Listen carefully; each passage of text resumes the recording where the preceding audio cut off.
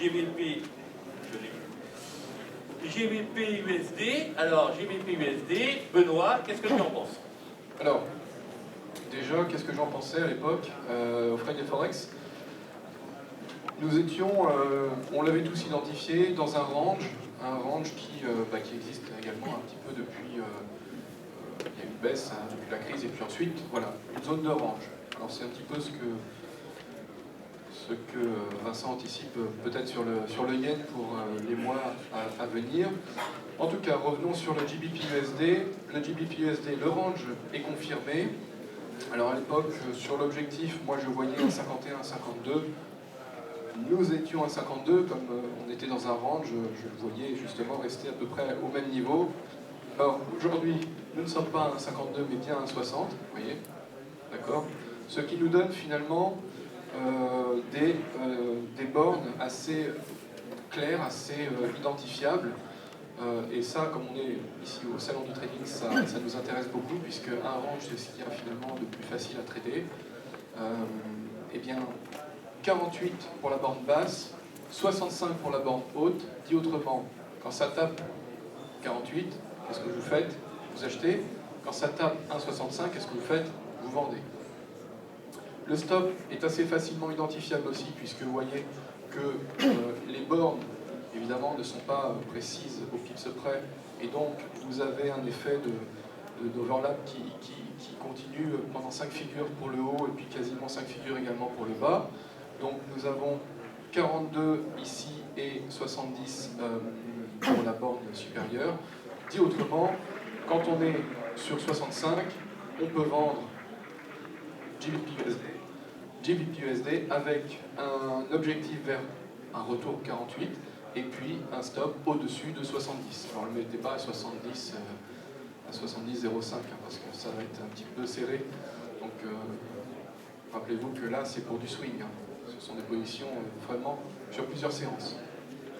Voilà donc la vision maintenant pour mars prochain. C'est assez délicat dans un range et on l'a bien vu puisque l'objectif que j'avais donné n'a pas été aujourd'hui touché puisque c'est une question de timing, mais en tout cas la configuration est bien là, c'est-à-dire c'est un range.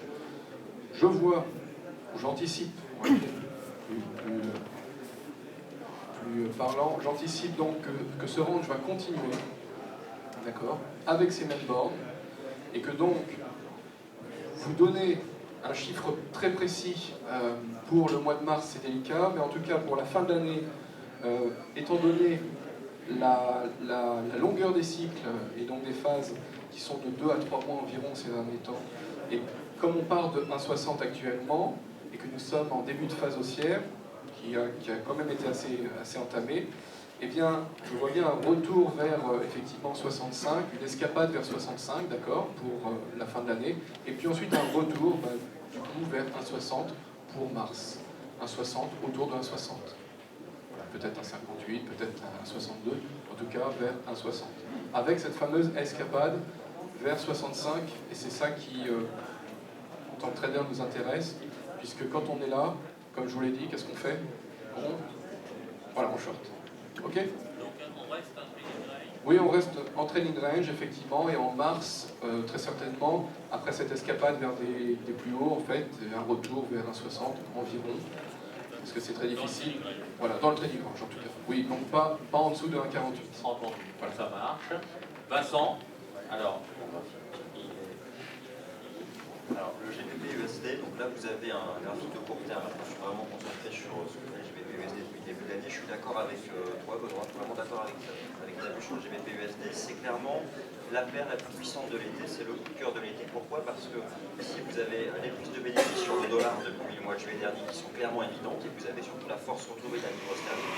Et encore une fois, derrière cette force retrouvée, eh bien, il y a une politique monétaire qui évolue. Le GBP-USD, c'est une belle tendance haussière. Elle a commencé par un faux signal de rupture des 1,48. D'ailleurs, les 1,48, c'était vraiment un niveau de support majeur. Vous pouvez regarder sur vos graphiques de long terme.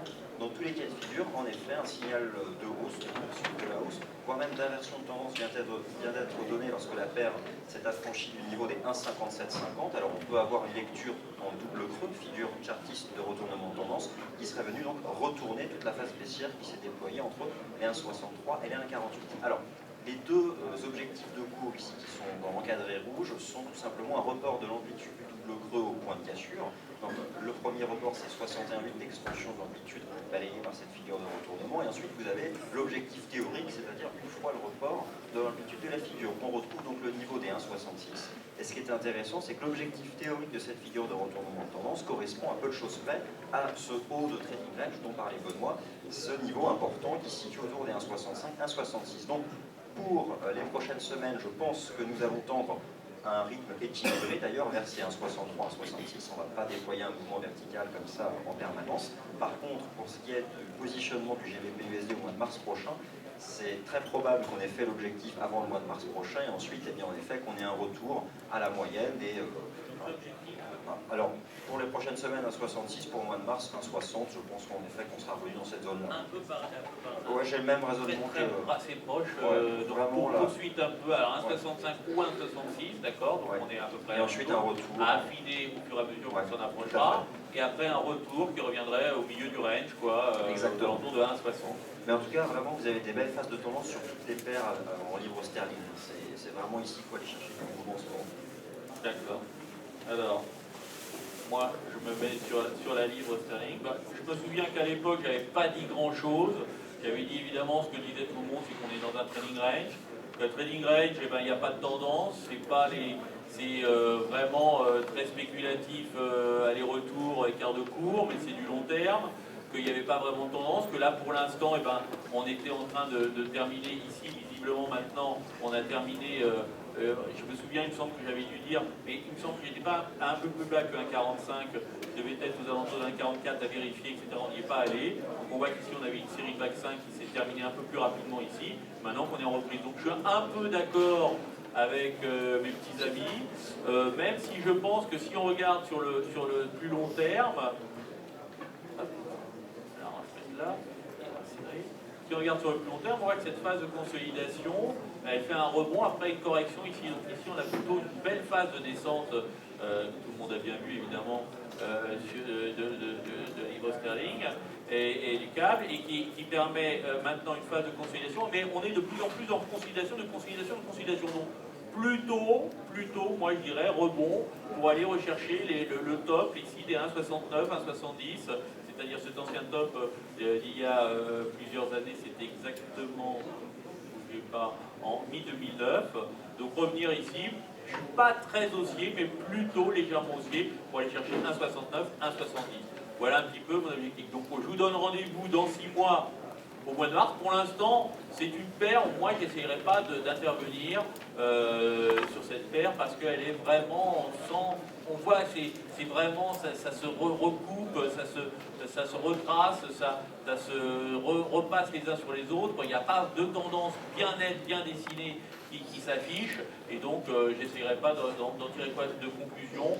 Pour l'instant, j'attends un petit peu, laissons le marché parler et me démontrer qu'effectivement, il y a vraiment une tendance qui se dégage. Plutôt haussier, mais sans excès, plutôt, oui, 1,68, 1,69. Voilà un petit peu ce que je pense pendant 6 mois au mois de mars. Voilà, et je vous donne rendez-vous, et je vous remercie d'avoir assisté. Je remercie aussi mes deux collègues, Benoît Fernandez-Rioux et Vincent Gall. Vincent, que vous pouvez retrouver aussi sur le stand de FXCM. Voilà, merci. Merci.